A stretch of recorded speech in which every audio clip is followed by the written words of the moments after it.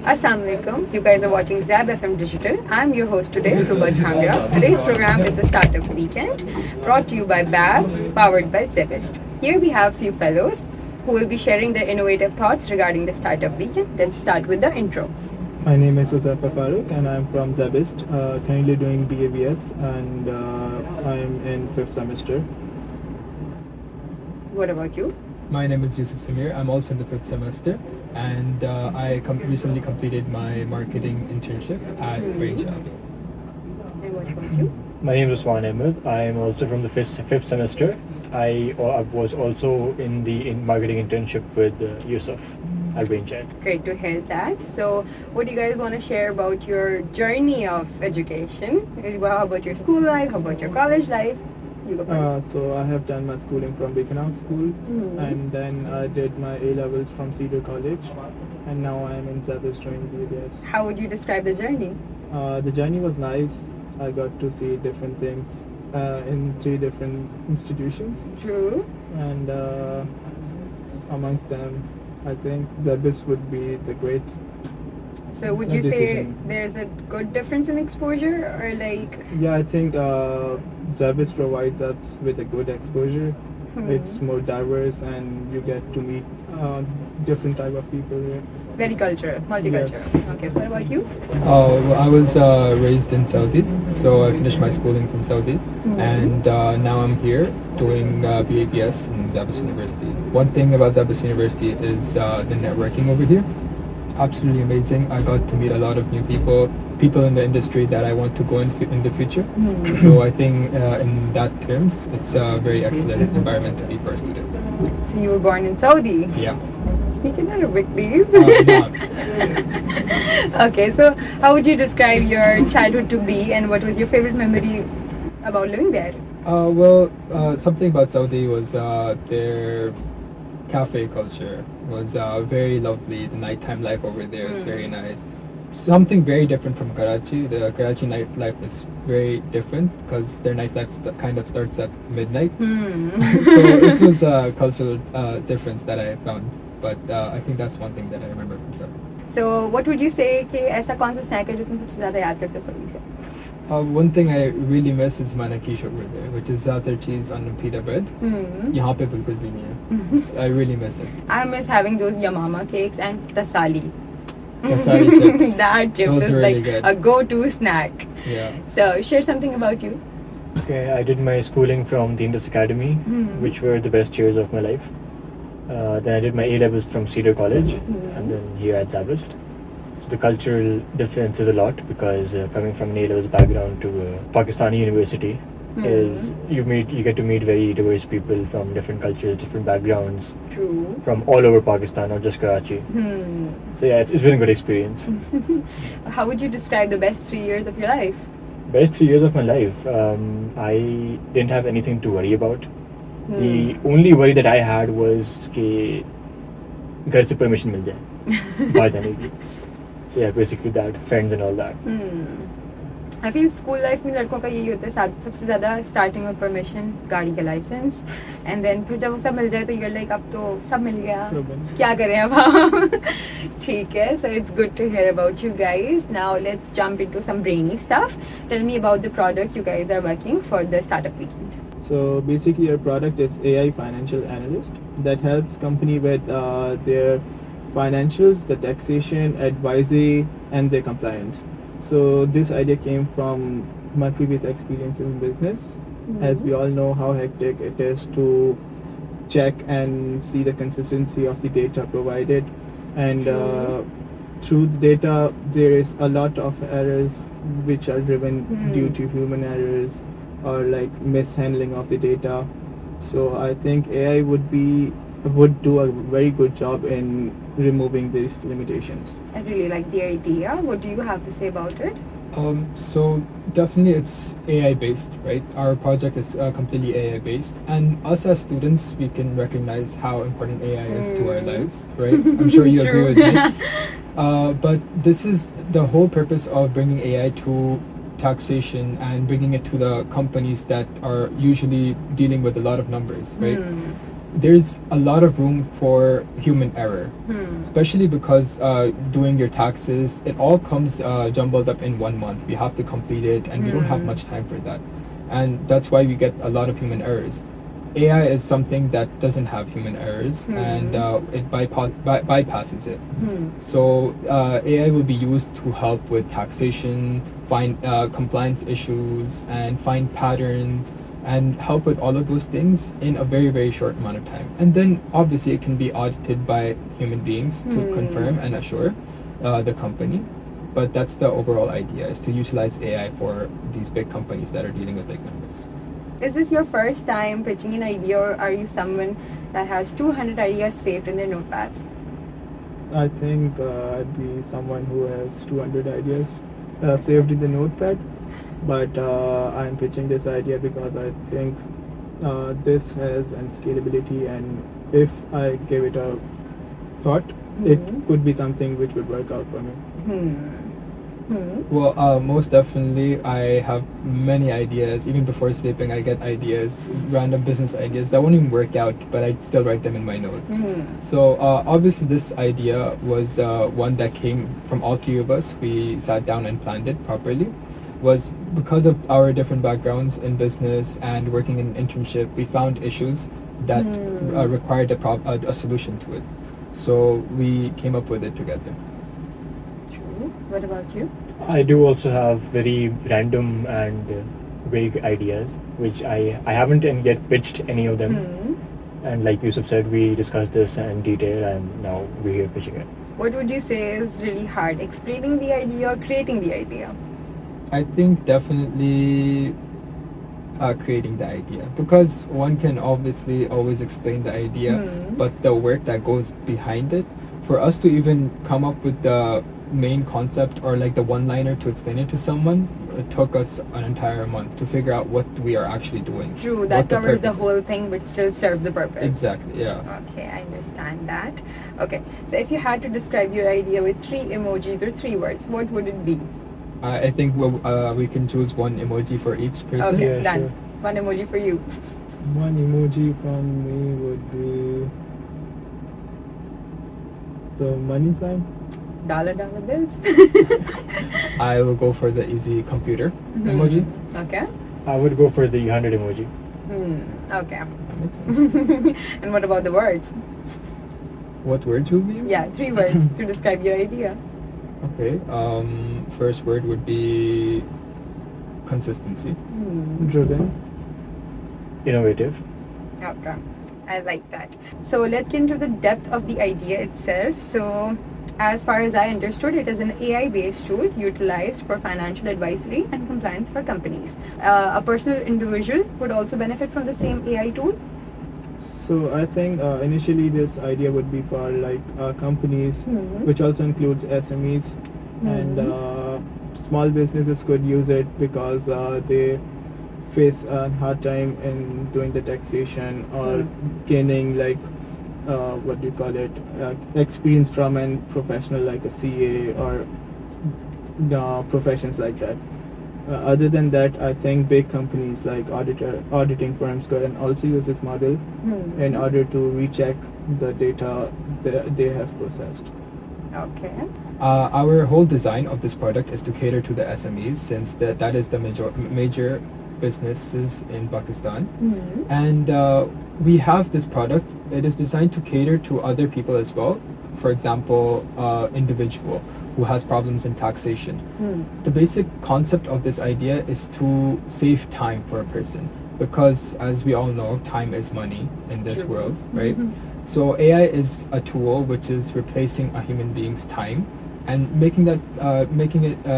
solving that problem in a very little amount of time. Efficiently. Yeah, so SME, and then I think we'll move forward to targeting individuals and bigger firms. Targeting SMEs can also take into account the freelancers, basically. They also have to pay the taxes, and again, since they're freelancers, they're usually working alone. So for this idea to be a convenience to them, that's our purpose. Okay, I like what I heard so far, and I feel that is really something that would really help you guys as well in your future. Definitely. So, What do you see if this idea actually comes true? What would it be within 2-3 years? So I think if this idea comes live, and within 2 or 3 years, it would be the most used AI for like big companies, like local businesses here in Pakistan, and even as Usman said, freelancers and individuals who face errors because in the upcoming years in Pakistan there's a lot of pressure on filing the taxation individually. A lot of people don't do it right now, but with the help of our AI, I think the government would also benefit from it. True. As you said, we will try to expand our portfolio, and instead of only targeting SMEs, we will be targeting other people as well as individuals, freelancers, or bigger firms. And in 2 to 3 years, I would say I predict that we would need a bigger team, much larger team, to cater to all the customers that are using our services. But I also want our team to be very small, since we are using AI, right? I would like to reduce our cost and focus more on AI and have a smaller, more focused and smarter team. I totally agree with what Yusuf just said.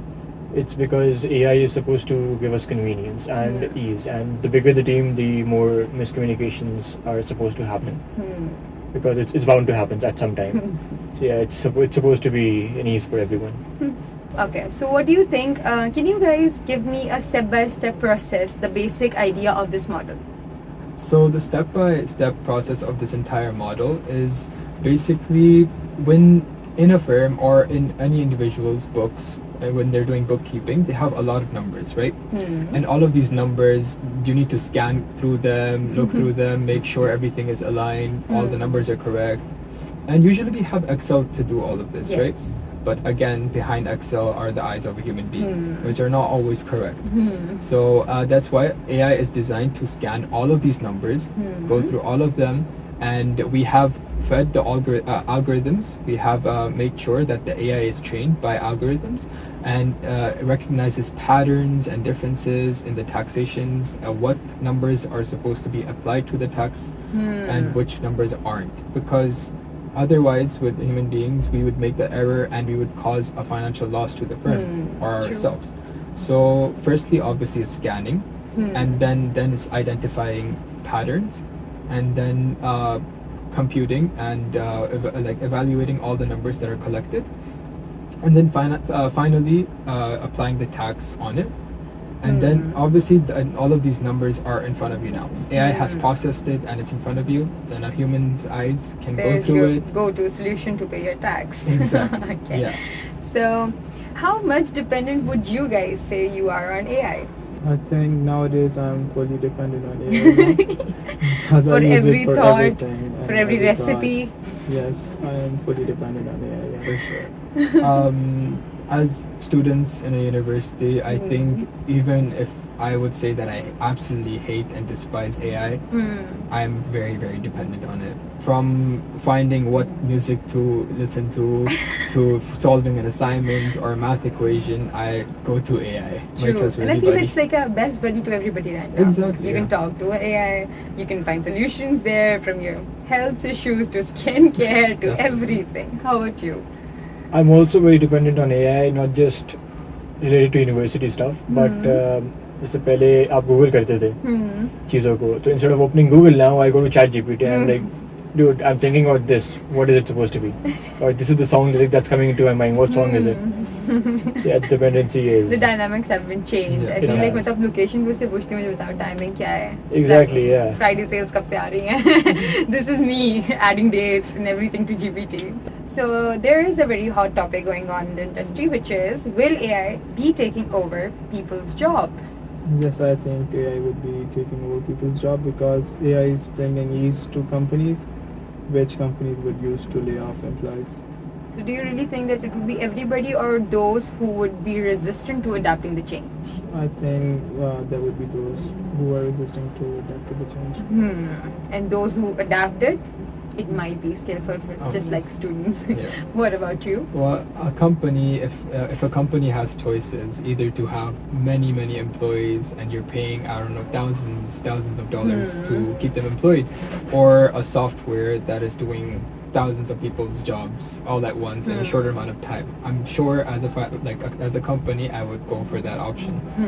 But I will obviously that means that all of these people are getting laid off, right? All these employees, they won't have jobs. But that doesn't necessarily mean that AI is making people lose their jobs, because now the software is created. Who is going to manage the software? Because you need algorithms, you need to keep on feeding it information to keep on working. And nowadays there's so many different AI machines, AI softwares such as ours.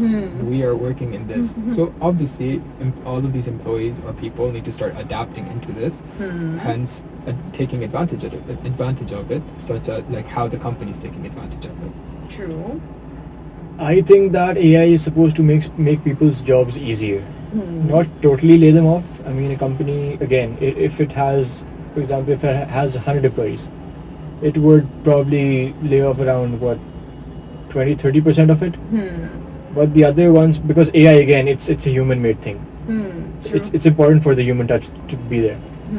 I feel that even though AI do makes the job easier, but there is something about a human doing a job in certain areas, such as a salon service or a restaurant. I would be trusting a chef जो अपने senses में काम कर रहा हो बनस्बत एक robot के जिसको चीनी या नमक एक जैसा लगे. So you know, like कुछ चीज़ों में I feel कि वहाँ पे AI replace नहीं कर सकता लोगों को. What do you guys think about it? This is a very good point you raised, because a few days ago I experienced something that was very surprising to me.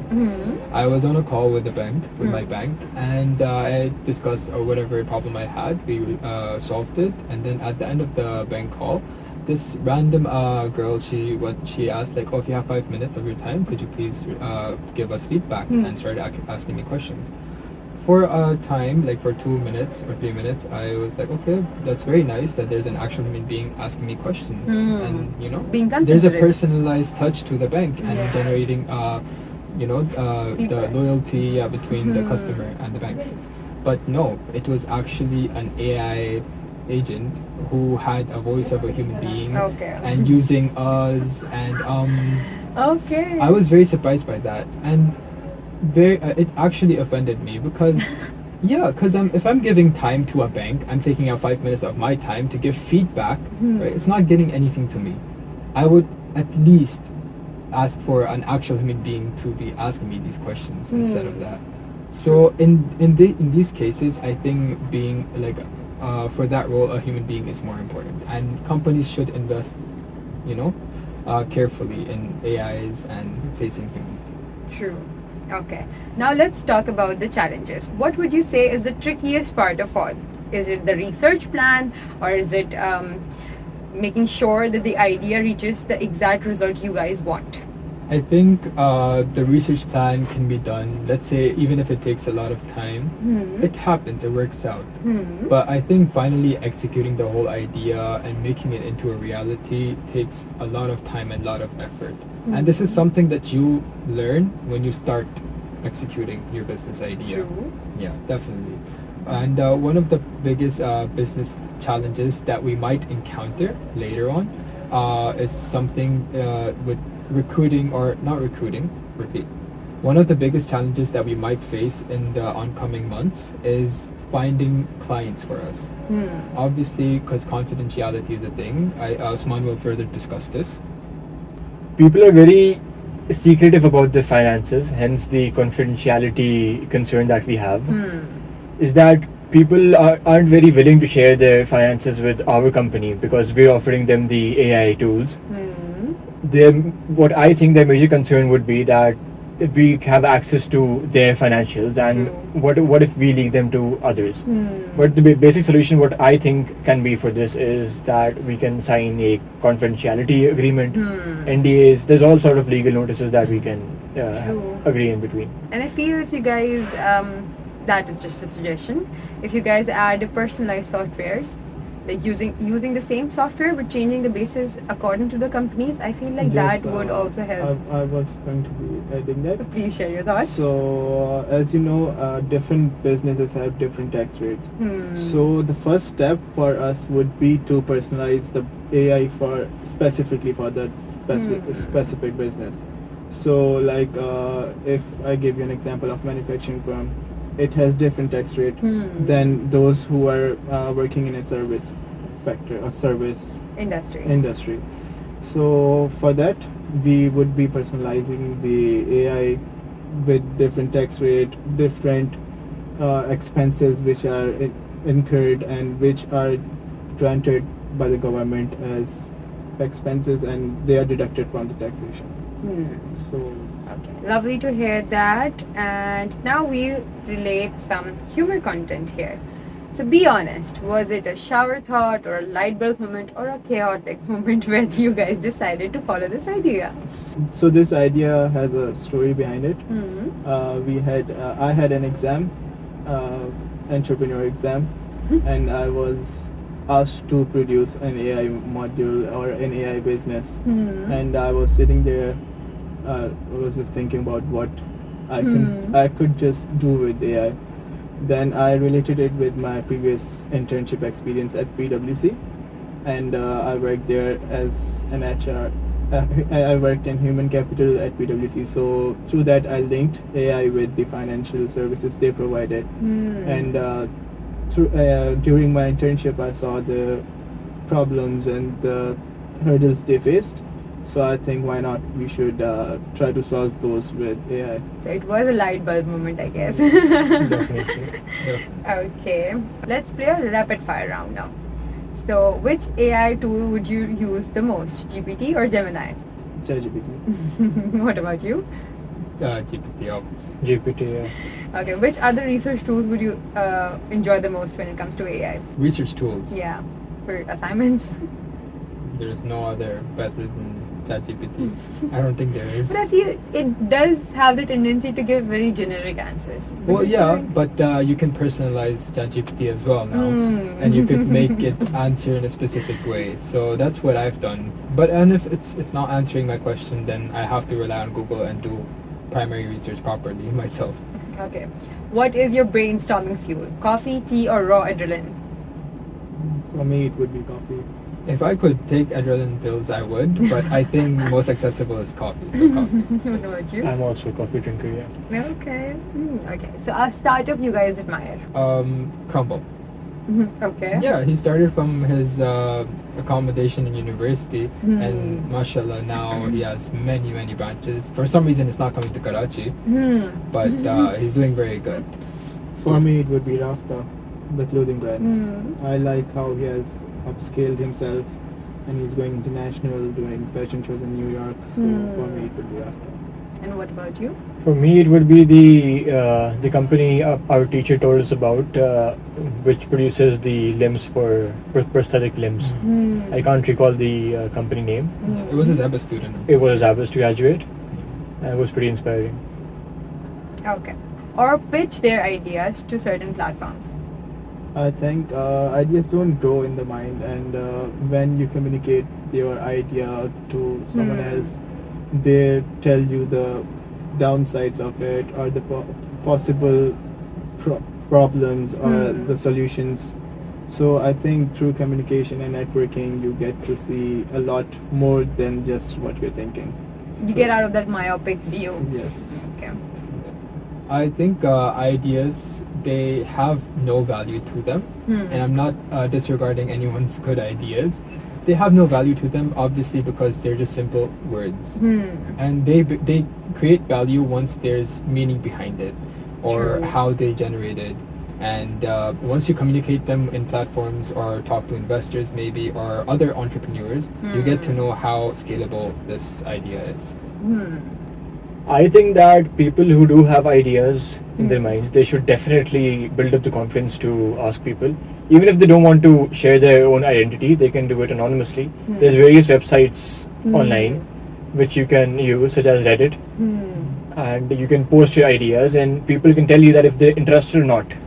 And they can also give you feedback of how you can make it better, what improvements you can make, why it isn't a good idea if it's not a good idea. Thank you so much, guys, for your lovely time. You guys can follow their journey through the pages linked down below. Allah Hafiz. Allah Hafiz.